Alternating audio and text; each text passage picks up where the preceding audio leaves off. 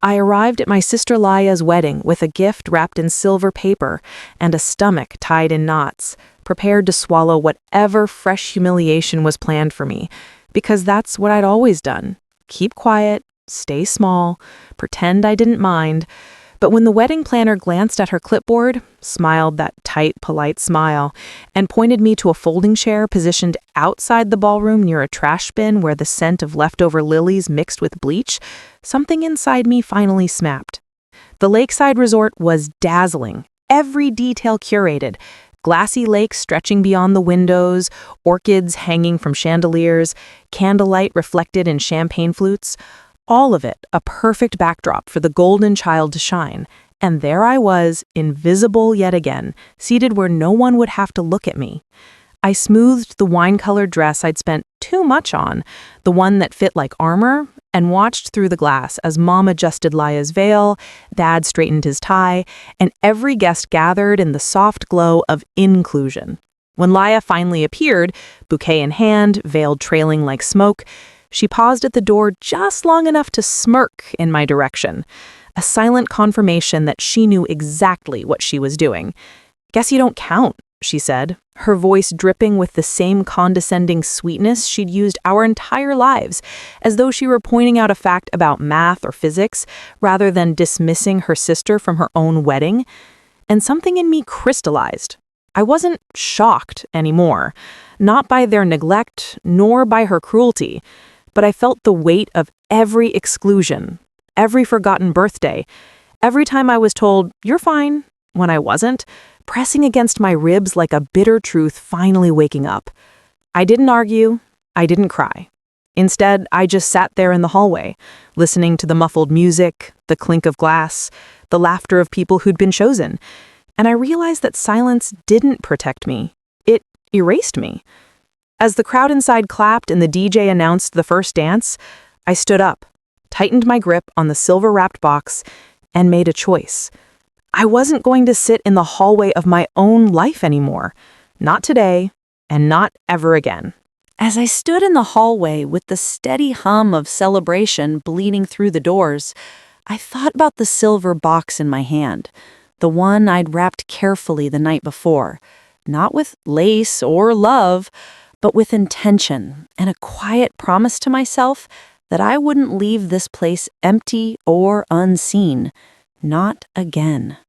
I'd been carrying the truth for weeks, ever since I'd run into Laya's former coworker during a chance encounter in Boston, a woman who, over her second glass of wine, let slip that my sister had been bragging about her engagement for months. Not because she was in love, but because Noah, the sweet, unassuming man she was about to marry, was easy to manipulate. The kind who'd believe anything if you cried hard enough, she'd said, laughing, unaware she was shattering my last illusion that maybe, just maybe, Laya wasn't always a villain. I'd gone home that night numb, scrolling through the screenshots her coworker sent me, texts where Laya joked about controlling their finances, moving Mom and Dad into their future guest house without asking Noah, even a message that said, "The house will be mine by Christmas." For days I debated what to do, whether I owed Noah the truth or owed myself peace by staying silent, because exposing her would mean stepping into a conflict I'd spent my whole life avoiding. But sitting in that hallway, separated by glass from a world that pretended I didn't exist, I knew the truth wasn't a weapon, it was a correction. So I walked to the gift table, the silver box tucked under my arm, and set it gently among the piles of bows and tissue paper. No malice, no vengeance, just a note and the evidence everyone deserved to see, wrapped neatly with the same patience I'd used to survive years of being dismissed. I didn't stay to watch it unfold. I didn't crave the gasp or the scandal. I just walked away, heels clicking on marble, heart steady.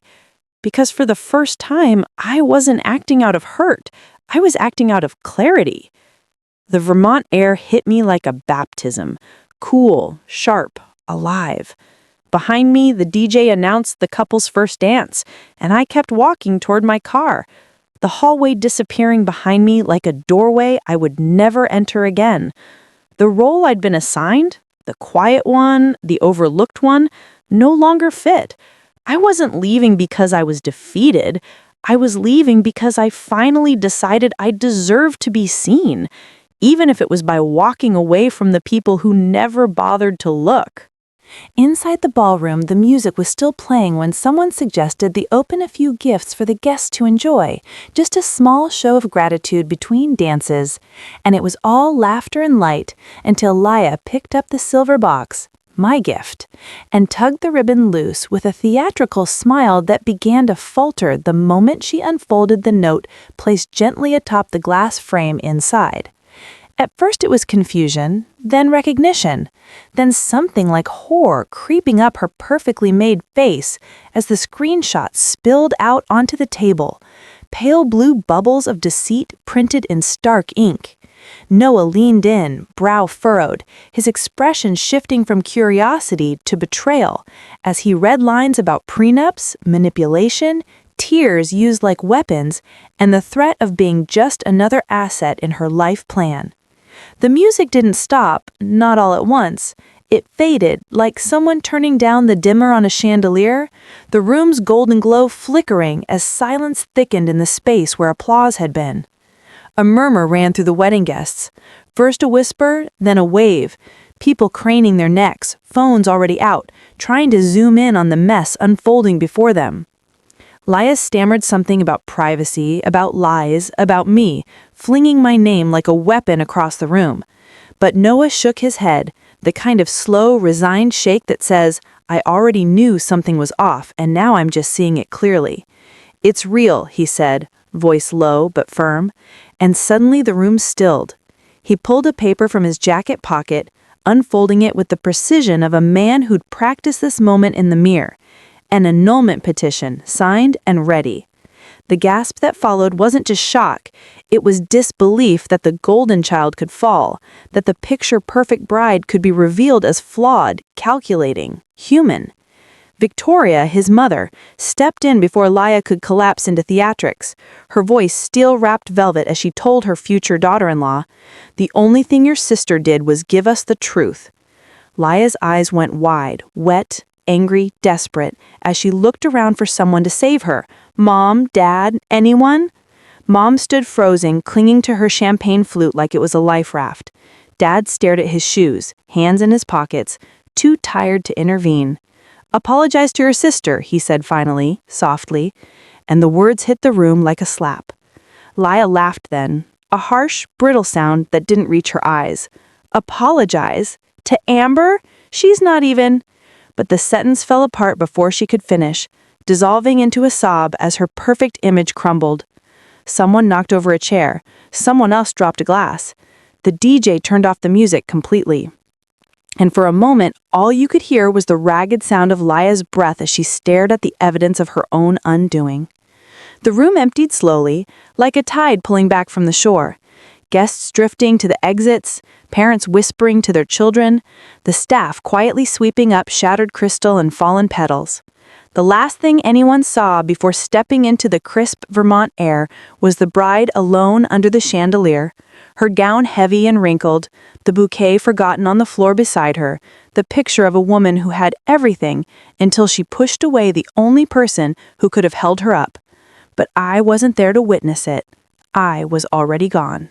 By the time I crossed the state line, the sky was still ink dark, the highway a quiet ribbon beneath my headlights, and for the first time in years, I didn't feel like I was running away. I felt like I was finally leaving something that had never held space for me. My phone buzzed nonstop in the cup holder, calls from Mom, texts from Dad, even a voicemail from an unfamiliar number that I assumed was Noah, maybe trying to say thank you or sorry or something in between, but I let them sit, the silence around me more comforting than any apology could be. When I reached my apartment, dawn was just beginning to break, casting long, gold-tipped shadows across the floor, and the wine-colored dress I'd hung over the back of a chair looked less like something worn to a wedding and more like a uniform I'd shed. I changed into jeans, made coffee, and sat on my balcony, watching the city wake up.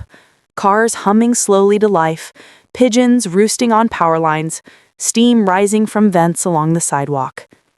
It occurred to me then that nobody would ever understand what it had felt like to be erased over and over again, to have your name omitted from your mother's notebook, your seat placed by the trash cans, your voice drowned out by someone else's shine. And that was fine. I didn't need them to understand anymore. The truth had been delivered, the mask had been cracked, and whatever came next for Laya was hers alone to face. I didn't need to revel or revenge, I just needed to breathe, to exist in a life I was no longer waiting to be invited into. As the sun climbed higher, I opened my laptop and booked a week at a quiet harbor town in Maine, a place where the air smelled like pine and salt, where no one would look at me and see a footnote in someone else's story. I packed a bag slowly, pausing once to touch the silver box keychain Noah had returned in the mail years ago, the one I kept tucked in a drawer as a reminder that even small things could hold meaning. Before I left, I walked to the mirror, looked myself in the eyes, and said out loud, "You count." Then I locked the door behind me, not with a slam or a sigh, but with the gentle click of someone finally choosing herself, not in anger, not in grief, but in quiet, powerful certainty. Sometimes the loudest revenge isn't a storm, it's the peace you find when you walk away.